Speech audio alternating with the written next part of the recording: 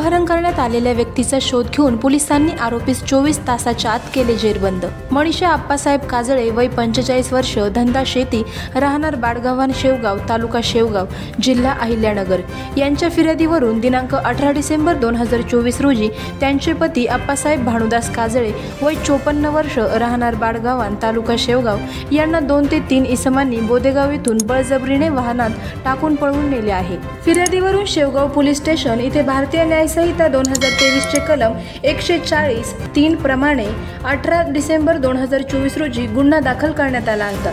सदर गुन्ह्यातील आरोपीचा शोध घेण्याकामी माननीय पोलीस निरीक्षक समाधान नागरे, शेवगाव पोलीस स्टेशन यांनी योग्य वेळी वेगवेगळी 3 पोलीस पथके तयार करून जिल्हा सांगली, जिल्हा बीड तसेच 3रे पथक तालुका पैठण हद्दीत रवाना करण्यात आली होती।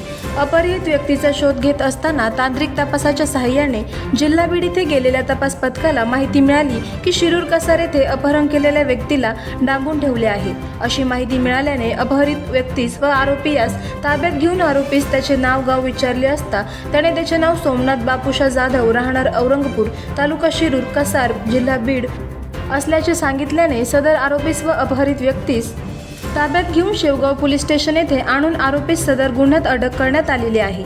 तसेच इतर फरार आरोपीचा शोध घेऊन नमूद गुन्ह्यात लवकरात लवकर अटक करणार आहोत। सदरची कारवाई ही माननीय पोलीस अधीक्षक श्री राकेश ओला साहेब, अहिल्यानगर, माननीय अपर पोलीस अधीक्षक श्री प्रशांत खैरे, अहिल्यानगर, माननीय उपविभागीय पोलीस अधिकारी श्री सुनील पाटील, उपविभाग शेवगाव यांच्या मार्गदर्शनाखाली पोलीस निरीक्षक श्री समाधान नागरे, पोसई Pravin Mahale, police head constable Chandrakant Kusare, Adinath Khedkar, पोणा ईश्वर गर्जे, पोणा Sandeep Avhad, police constable Shyam Gunjal, police constable Santosh Wagh, Rahul Khedkar, Phalke, Prashant Andhale, Devidas Tandale, Eknath Garkal तसेच नगर दक्षिण सायबर सेलचे पोलीस कॉन्स्टेबल राहुल गुड्डू यांनी केली।